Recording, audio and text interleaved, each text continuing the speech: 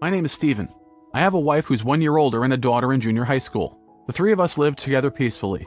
That was when my daughter Emily was in her second year of middle school. The two of us were doing some year-end cleaning when Emily started asking, "Hey, where did Mom go? It's not fair that we're the ones stuck doing all the cleaning. She just suddenly disappeared.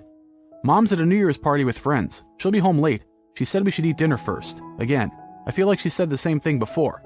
But the last time it was a year-end work thing. Now it's a year-end thing with friends that she's doing. Such a busy holiday season. Why would she accept an invitation to a year-end party with friends? What are you trying to say? Nothing really. I thought she was just a more carefree person. Neither Emily nor I ever said it explicitly, but we were aware of my wife Katie's suspicious behavior. It seems that Katie, ever since my daughter started middle school, has been having an affair with some other man and hiding it from us. But Katie was a very cautious person. No matter how many times I investigated, she never slipped up. At last, I couldn't even find out the name of her lover. As time passed, Katie even abandoned her responsibilities to the house and started going out every day to have her own fun. One time we had the following conversation. "Come on, what time do you think it is? If you're going to be late, can you at least give us a call beforehand?" "I gave you a call when I left the house, didn't I?" "I said I'd be late today, so eat dinner first." "Even so, that was normally at 8 or 9 p.m. It's now after midnight." "Oh, shut up. What time I get home is up to me." "Stop being such a fool. You have a daughter named Emily, you know. Next year she'll be taking her entrance exams, and as her mother, you need to support her. So what are you going to do?" "Well, you could do it too, you know." Saying that child rearing is a woman's job is like a dad from the 1950s. Don't act like you're something special when you haven't done any child rearing. In fact, you haven't done a damn motherly thing for Emily in the past year, have you? "I can't stand this." Why are narrow-minded men like this? Children will grow up even without parents. Aren't you the one who's too overprotective of Emily? With your loud mouth, you're going to end up alienating her. What the hell? Don't talk down to me. This feeling, every time Katie and I see each other, we fight all the time. For Emily, who's at such a young, impressionable age, I feel really bad that we act like this around her. However, to abandon all housework and childcare, to live so recklessly, it seems like Emily felt and thought the same thing about her mother. "Dad, why don't you just leave her?" "Leave who?" "Mom, of course. You know she's hanging out with another man." "What, you noticed that too?" "Of course. She never lets us see who she's texting or when she's chatting with her friends. She's always dressing up nicely to go out, and she's always wearing that perfume that men seem to like." At that time, Emily was only 14 years old. However, even though she was young, she's still a woman. She's very perceptive. Even she knows her mother is acting suspiciously and suspects her of being unfaithful. I admired your insight.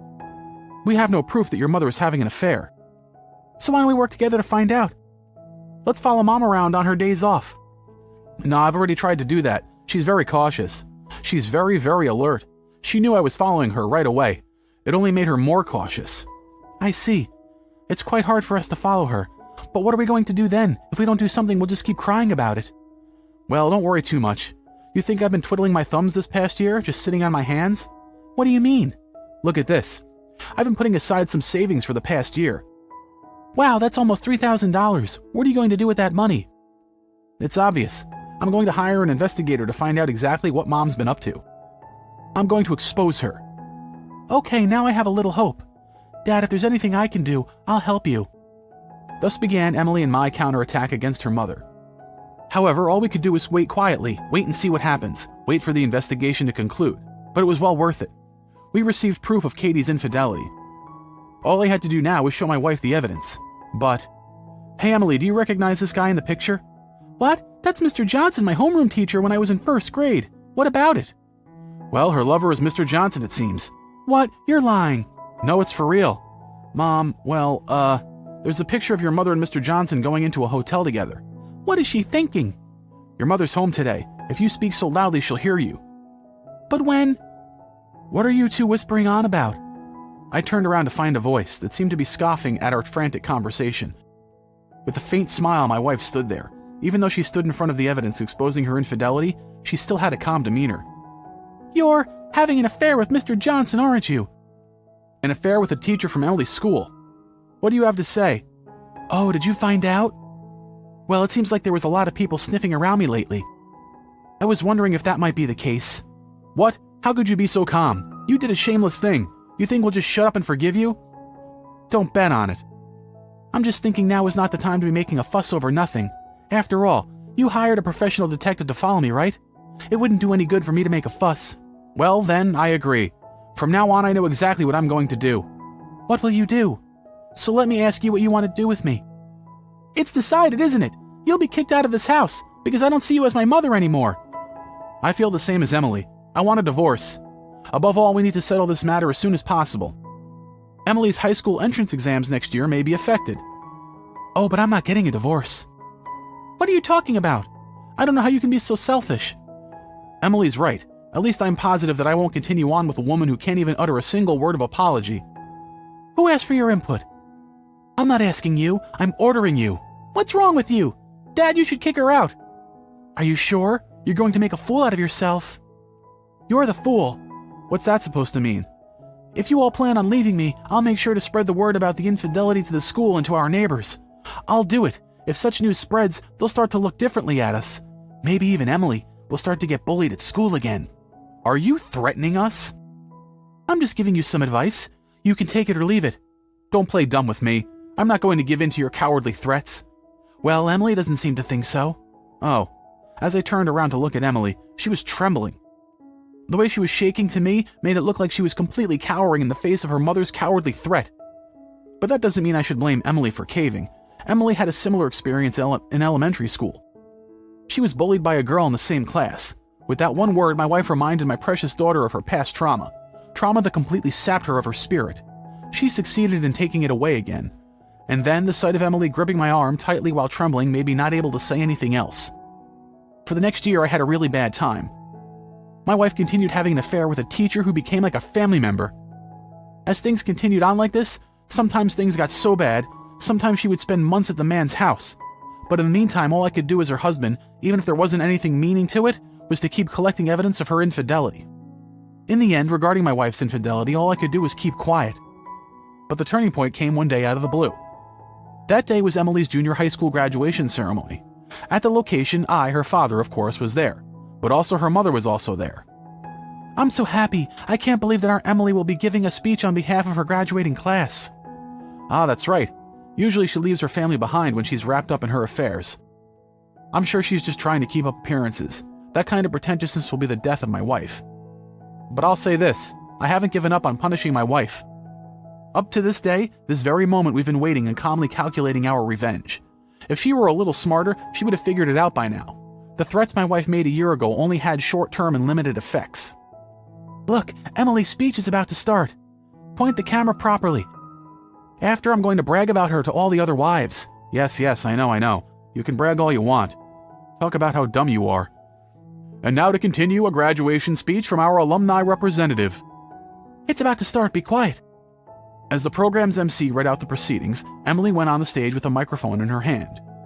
Her appearance for some reason seemed slightly more mature than usual. I couldn't help but be a little moved. We are leaving this middle school today. To those who protected us, the guardians and parents who looked over us, the teachers, really thank you so much. All around me I could already hear the tearful voices of the other parents. Glimpsing at my wife, she seemed overtly proud. Don't put on that face like you actually raised her so well, I muttered to myself.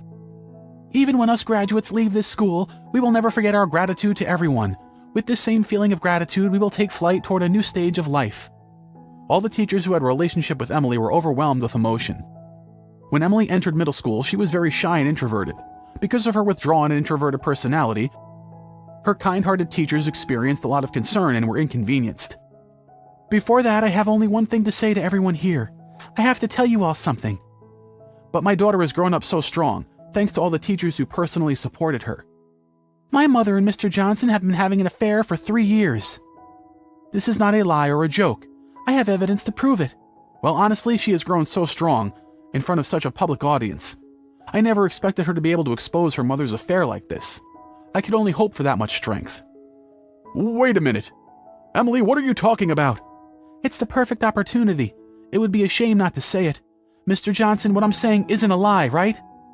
No, that's enough for now. Come down from the stage and let's talk about it later. What are you saying? The speech isn't over yet. Now, pictures of my mother and Mr. Johnson entering a hotel room together. Let me show it to everyone. No, you can't do that. The graduation ceremony is being messed up. Several teachers were trying to stop Emily, and the stage was in total chaos. Now is the time for me, the father, to make an appearance. To be honest, everything has gone as planned. I went on stage. I grabbed the microphone from Emily, who was being held back by the teachers. I made eye contact with the flustered MC, who was standing next to a female teacher. I picked up the microphone. "Nice to meet you all. I am Emily's father. First of all, I would like to explain why my daughter was driven to this extreme. Let me explain. I ran away from the teachers who were trying to chase me. Out of breath, I explained the whole situation to everyone. My wife was infatuated with my daughter's homeroom teacher, and he persistently pursued her. And long before, my wife also fell for him, and they entered into a relationship. One day, I started to suspect our relationship, but as a countermeasure, she dug into my daughter's trauma. The plan was made by Mr. Johnson, who was in a position to protect his students. Furthermore, regarding this terrible plan, even my wife, who was close to my daughter, agreed to this terrible plan as a desperate measure. There were various things like that. My wife was flustered and stood there dazed. Mr. Johnson was also shocked and almost shat himself. The other parents and students called for an evacuation. Seeing the two of them react like that, Emily and I smiled triumphantly and gave each other a high five.